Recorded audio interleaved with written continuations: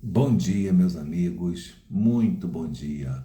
Hoje, dia 18 de junho de 2025, estamos iniciando a nossa conversa fraterna nessa quarta-feira, no meio da semana e hoje, atipicamente, véspera de um feriado. Hoje é uma quarta sexta-feira para muitas pessoas e é maravilhoso que nós possamos viver. Bom dia, Ana, bem-vinda. Bom dia, Drita. Seu José Salgado, bom dia também, querido. Bom, pessoal, hoje é quarta-feira, véspera de feriado, uma sexta-feira, uma quarta-feira atípica. Estamos iniciando a nossa conversa fraterna. Hoje nós vamos ter ao final o sorteio do edredom. Peço que fiquem aguardando para a gente saber qual é o sortudo de hoje. Então, hoje nós vamos fazer a leitura do capítulo de número 92 do livro Palavras de Vida Eterna, da psicografia de Francisco Cândido Xavier pelo Espírito Emmanuel. E esse capítulo 92, ele tem como título Solidariedade. Bom dia, Regina, bem-vinda. Capítulo 92 do livro Palavras de Vida Eterna, título Solidariedade, mensagem evangélica, é de Paulo em sua epístola aos Romanos, capítulo 12, versículo 15. Alegrai-vos com os que se alegram e chorai com os que choram. Solidariedade. Mensagem de Emmanuel. Realmente, na terra é mais fácil chorar com os que choram. Em muitas circunstâncias, mágoas alheias servem de consolação para nossas mágoas. Quem carrega fardos enormes, como que nos estimula a suportar os estorvos leves. Num desastre qualquer que nos teria colhido, inclinamo-nos comovidamente para as vítimas, guardando muita vez a ilusão de que fomos agraciados por Deus, como se a responsabilidade de moratórias e empréstimos que nos são concedidos pela misericórdia divina dentro da lei fosse para nós regime de favoritismo excessivo. Vou ler essa frase novamente. Num desastre qualquer que nos teria colhido, inclinamo-nos comovidamente para as vítimas, guardando muita vez a ilusão de que fomos agraciados por Deus como se a responsabilidade de moratórias e empréstimos que nos são concedidos pela misericórdia divina dentro da lei fosse para nós regime de favorecimento e exceção. Me livrei de um desastre e me sinto privilegiado por isso. Ajudar aos que se encontram em provações maiores que as nossas é caridade sublime. No entanto, é forçoso reconhecer que aconselhar paciência aos que choram, na posição de superiores tranquilos, é o mesmo que falar à margem de um problema sem estar dentro dele. O tal do otimismo tóxico. Com isso, não queremos diminuir o valor da beneficência. Sem ela, nossas mãos se fariam garras de usura e o egoísmo transformaria a terra num manicômio. Desejamos simplesmente afirmar que é mais fácil chorar com os que choram que alegrar-se alguém com os que se alegram, porquanto ajudar com o pão ou com a alegria que nos sobram é ato que podemos realizar sem dificuldade, ao passo que para regozijar-nos com o regozijo dos outros, sem qualquer ponta de inveja ou despeito, é preciso trazermos suficiente amor puro no coração. Gente, desculpa, que mensagem sensacional, que reflexão que Emmanuel faz a partir dessa simples frase: alegrai-vos com os que se alegram e chorai com os que choram. Quem está com a gente lá no Grupo Espírita, esses anos todos que a gente está fazendo trabalho de construção dessa casa de luz, com tanto trabalho de caridade que a gente faz, com tantas ações, né? Vocês sabem que a gente trabalha com aproximadamente 150 famílias que são cadastradas, 154 famílias estão cadastradas no nosso projeto Ombro Amigo para recebimento de cestas básicas. Nós não estamos atualmente entregando as 154, mas nós entregamos aproximadamente 100. E os demais estão lá cadastrados. Nós temos um trabalho semanal de levar alimento a pessoas em situação de rua. E semanalmente a gente faz esse trabalho com muito afinco. Então a gente tem acesso, a gente tem contato, né, muito intenso com pessoas realmente em situação de vulnerabilidade social grande. E eu sempre digo para os meus companheiros de trabalho, atenção, cuidado com o otimismo tóxico. É muito fácil você dar um aconselhamento a alguém, dar uma opinião sobre a vida de alguém, de uma maneira, quando você está de fora daquele problema, você enxergando de uma maneira mais simplória. E isso pode ofender. É o tal do otimismo tóxico. A dor que cada um tem no coração, leva no coração, recebe, a maneira de suportar e a força de suportar a dor em nós é diferente. Então aquilo que para mim pode ser tranquilo de eu superar, de repente para a Letícia não é. Para a Ana Betisa pode ser também ou pode não ser. Então na hora de um aconselhamento, na hora que eu vou levar uma palavra e um abraço, um apoio para aquela pessoa, eu tenho que tomar muito cuidado e tenho que saber dosar as palavras para que eu não minimize a dor e o sofrimento do outro a partir das minhas percepções. É o que Emmanuel fala aqui, quando a gente fala sobre a caridade de dar as mãos a alguém que está precisando. Porque fazer a caridade financeira, material, é muito mais fácil. É um passo importantíssimo, devemos preservá-lo, devemos honrar, devemos enaltecer essa conduta de quem já consegue ajudar monetariamente, porque como Emmanuel diz, se não fosse essa ajuda no mundo, nosso mundo já teria virado um verdadeiro manicômio por conta do egoísmo. Então, nós precisamos enaltecer a grandiosa atitude que é dar um alimento, dar a condição material melhor para aquele que tem menos do que a gente. Mas a caridade moral é tão primordial e muito mais ainda do que a caridade material. E é muito mais difícil de ser realizada, desenvolvida e realizada. Porque quando a gente vai trabalhar com caridade moral, a gente tem que ter empatia. A gente tem que se colocar no lugar do outro, ou pelo menos tentar. Colocarmos-nos no lugar do outro, a gente não vai conseguir nunca 100%. Mas tentar se colocar no lugar do outro. Tentar entender a perspectiva do outro, sem fazer julgamentos, sem fazer pré-julgamentos. O que é um preconceito?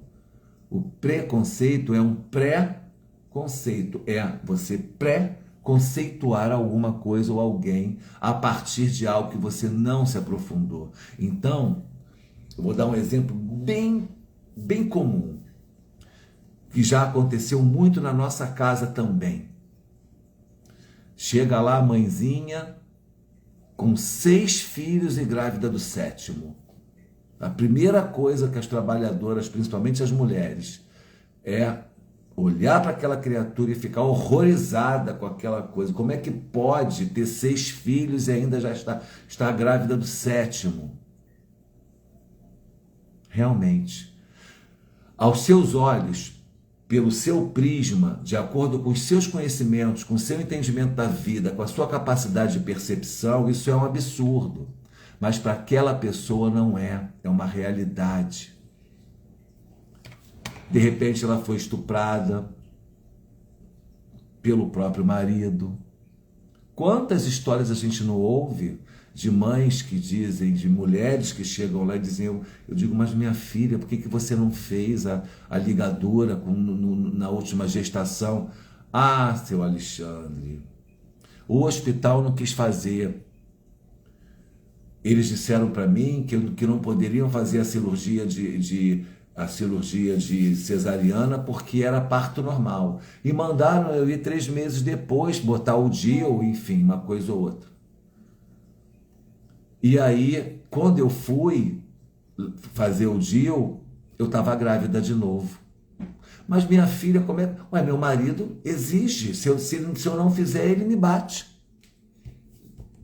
Senão eu perco meu marido. Canso de ouvir isso. Então elas estão sendo obrigadas a uma atividade sexual por conta de uma dependência emocional que eu não tenho que entender. Não é o meu papel, não está no meu escopo o julgamento, a avaliação, a análise, e sim o acolhimento. Isso é caridade moral. Então eu acolho aquela mãe, eu tento orientar, eu converso com ela, eu busco tentar colocar ela em projetos do próprio governo para que ela possa ser amparada. É um absurdo uma mãe com 4 filhos pedir uma cesárea para fazer uma ligadura de trompas e o próprio SUS não aceitar por conta de protocolos que precisam ser reavaliados. Então, o meu papel ali não é julgar o SUS, não é julgar a mãe, não é julgar o pai, não é julgar ninguém, é acolher. O que eu posso fazer para minimizar a dor material e a dor moral daquela mulher, daquela irmã, que ela é minha irmã. Porque se ela fosse a minha irmã consanguínea, talvez eu não chegasse nem a esse julgamento. Mas como ela não é, ela é uma estranha aos meus olhos equivocados, então eu posso fazer julgamentos mais rudes, mais criteriosos. Então eu deixo de ter caridade moral dentro de uma casa de caridade. Acontece muito isso. Então Emmanuel aqui, quando fala de solidariedade, ele fala sobre isso. Ó. Cadê? Aos que se encontram em caridade, em provações maiores que as nossas, é caridade, ajudar a quem se encontra em provações maiores do que as nossas é caridade sublime. No entanto, é forçoso reconhecer que aconselhar paciência aos que choram, na posição de superiores tranquilos, é o mesmo que falar à margem de um problema sem estar dentro dele. Então eu não tenho que julgar a mãe do 7º filho, da 7ª gestação. Eu tenho que acolhê-la. Até porque, agora levando para o lado do espiritismo, eu preciso, como espírita, entender que aquela mãe, aquela criatura é um portal abençoado para espíritos que precisam reencarnar virem ao mundo. Se não fosse ela, menos 7 teriam conseguido chegar até aqui. E como a reencarnação é uma oportunidade sublime de progresso, abençoada seja essa mulher.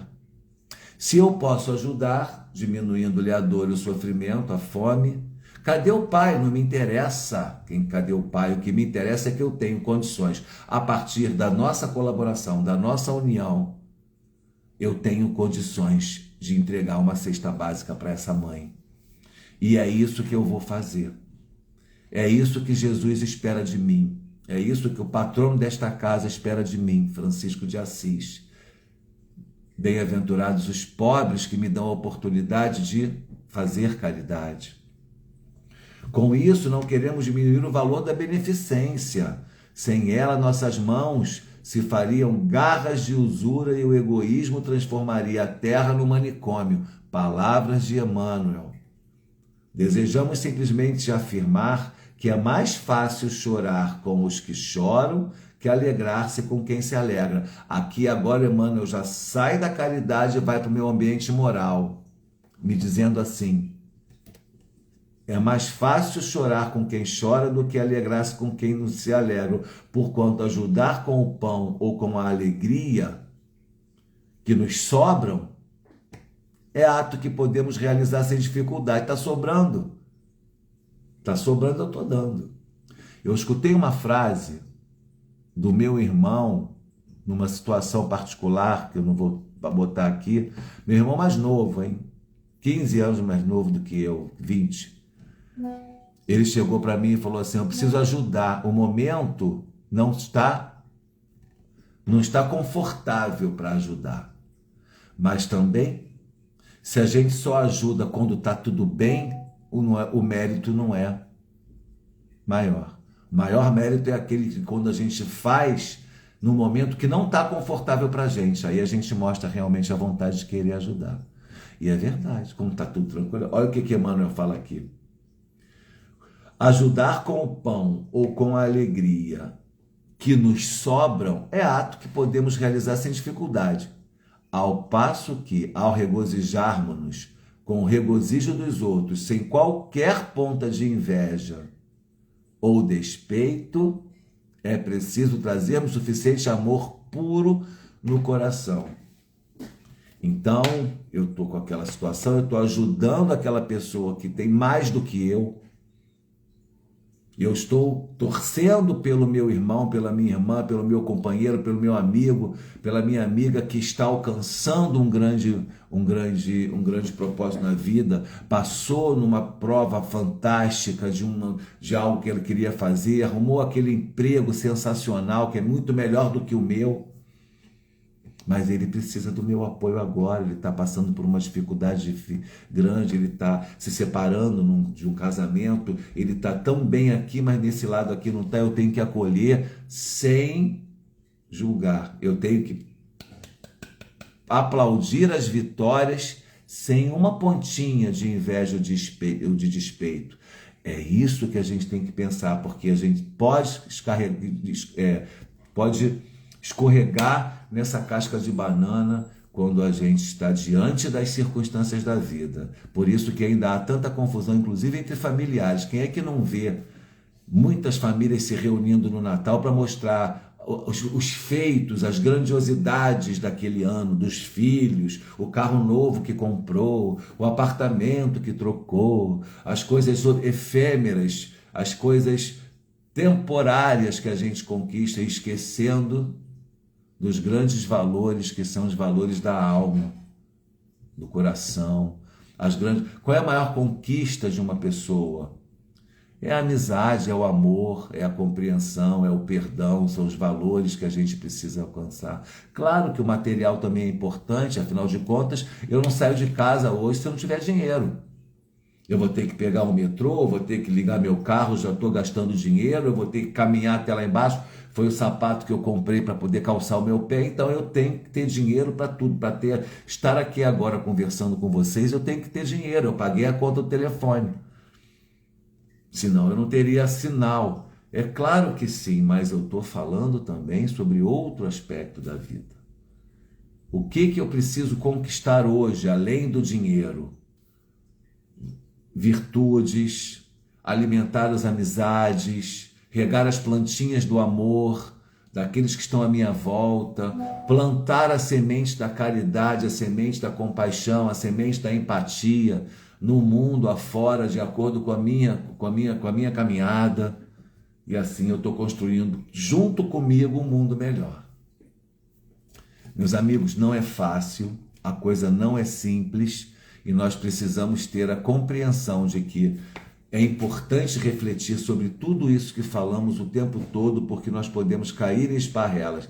A palavra de hoje: alegrai-vos com os que se alegram e chorai com os que choram. Quando ele diz chorai com os que choram, ele diz cuidado com as suas palavras otimistas em excesso no momento em que uma pessoa está sofrendo, porque a dor dela precisa ser respeitada. Então a fulana se separou do fulano, do cicrano, e vem se aconselhar com você: esse homem não presta, por que está sofrendo por ele? Bola para frente, outros virão. Não é o tipo de conselho que uma pessoa que está se separando, ainda gostando de alguém, precisa ouvir. Não é esse conselho. Por quê? Porque você está se colocando na posição dela, fazendo um julgamento equivocado, porque você não tem os sentimentos que ela tem sobre aquela relação e aquela vivência que ela teve. Então, quando ele fala aqui para a gente, Paulo de Tarso fala aos romanos, chorar com os que choram é acolher. Para encerrar, uma coisa que eu aprendi na minha vida como experiência própria, o dia que eu perdi, entre aspas, que a gente não perde ninguém, o dia que a minha mãe desencarnou, a pessoa mais importante da minha vida, digo isso sem a menor sombra de receio de querer ferir ninguém e muito menos de querer preterir ninguém aos meus afetos. Amo os meus irmãos, amo as pessoas à minha volta, amo todas aquelas pessoas que estiveram comigo com por longo período ou períodos menores a título de companheiro, né? Porque a gente sempre planta coisas boas nas relações, mas a minha mãe era uma pessoa realmente importantíssima para mim. E quando a minha mãe desencarnou, os momentos mais importantes assim dos apoios que eu tive, que eu percebi naquela história, naquele momento de vivência de dor, foram os abraços que eu recebi silenciosos no momento do rito de funeral, que é um rito importante, um rito de passagem fundamental para que a gente possa tentar vencer o luto ou superá-lo, porque dizem que os certos lutos são eternos, não tem como a gente superar. Conversei ontem com uma pessoa que a mãe dela desencarnou há 10 anos, ela continua em luto. Enfim, aquelas pessoas que me deram um abraço e não disseram nada no meu ouvido, me acolheram muito mais do que vocês possam imaginar. Por quê? Acolheram a minha dor. Não julgaram a minha dor. E eu passei a fazer isso com as pessoas. Quando eu tenho a oportunidade de ir a um funeral, eu simplesmente abraço e não digo nada. Porque naquela hora, dependendo da dor, não tem nada que você possa dizer que vá superar. E de repente você pode escorregar e falar algo que não é. Sabe aquela coisa? Você é espírita, você sabe que a sua mãe não morreu. Meu bem, a despedida é dolorosa. Por mais que eu saiba disso. Não diga isso para um espírita nunca. Nunca diga para um espírita, ué, você está sofrendo? Você sabe que a fulana não morreu? Não diga isso. Porque o corpo morreu. E quando o corpo morre, a distância, a despedida é muito dolorosa. Então a pessoa tem... A não ser que ela não tenha sentimentos. Se não tiver sentimento pela outra, está tudo bem. Agora, se tiver, não diga isso. Porque realmente você vai ferir. E não vai estar respeitando os sentimentos do outro. Então é uma questão muito leve, é uma questão muito perene também, e é uma questão que precisa ser muito avaliada. Para que a gente possa fazer a caridade moral, nós precisamos nos colocar no lugar do outro. Nós precisamos tentar entender o outro e, sobretudo, não julgar o outro. E aí a gente consegue realmente acolher. Caridade moral é acolhimento. Vem aqui, chora. Depois a gente conversa. Meus amigos, a conversa fraterna de hoje é essa. Antes do sorteio, segunda-feira eu esqueci, mas hoje não. Ó, já abri aqui aleatoriamente o livro Minutos de Sabedoria. Vamos fazer a leitura para depois ir para o sorteio. Minutos de Sabedoria, capítulo 265. E peguei o livro aqui. Letícia, nós já estamos com tudo definido para a nossa nova sede. E eu conto com você, hein? Depois a gente vou conversar contigo. Capítulo 265 do livro Minutos de Sabedoria, de Carlos Torres Pastorino. Procure cultivar a verdade em relação aos outros e também em relação a você mesmo. Ó, só a verdade nos fará chegar à perfeição, porque ela nos faz conhecer o que real e verdadeiramente somos. É só chegarmos a ser perfeitos. E só chegaremos a ser perfeitos quando nos conhecermos a fim de podermos corrigir-nos de nossos defeitos e lançar-nos à conquista das virtudes que nos faltam. Verdade, honestidade moral, honestidade intelectual, caridade moral, são as palavras de hoje, meus amigos. Eu quero lembrar vocês também, antes de fazer o nosso sorteio, que hoje nós temos a Lúcia Moisés, que vai trazer um tema sensacional para a gente, sempre contemporâneo, sempre atualizado das questões da mídia, do espiritismo, do evangelho, tudo envolvido num contexto muito útil. A Lúcia Moisés é uma escritora dentro do movimento espírita muito famosa, uma pessoa realmente de muita capacitação. Vale a pena, é extremamente didática, é professora, ela é pedagoga, venha conosco às 8 da noite assistir essa palestra com a nossa amiga, e sou eu, inclusive, que vou recebê-la hoje. Vai ser uma grande alegria fazer esse trabalho às 8 horas da noite pelo Instagram, nossa reunião pública virtual. Agora eu vou virar aqui a câmera para nós fazermos o nosso sorteio. A coisa aqui é bem artesanal, não reparem. Ó, nós vamos sortear agora a rifa do edredom. Número 99. Neide, vê aí quem é o número 99. Vê, porque se for eu vou doar de novo. A Neide está online? Vamos ver se ela pode nos dizer quem é o sorteado. Deixa eu printar essa tela, já fazer aqui.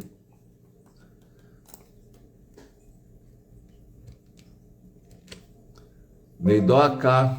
A Neide está aí, Ana Paula? Verifica para mim, por favor. Bom, gente, deixa eu ver aqui.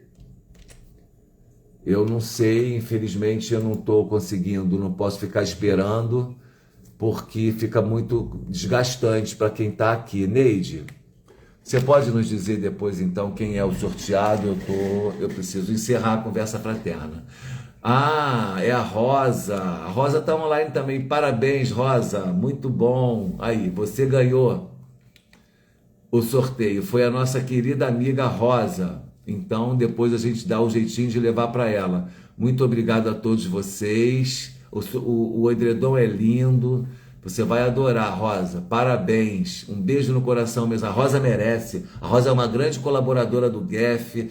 Participa de todas as rifas. Sempre leva coisas para a gente rifar também. Nada mais justo do que esse edredom para você, Rosa. Gente, beijo no coração. Paz e bem a todos. Muito obrigado pela presença. Lembre-se, 20 horas... Lúcia Moisés conosco novamente. Fiquem com Deus, paz e bem.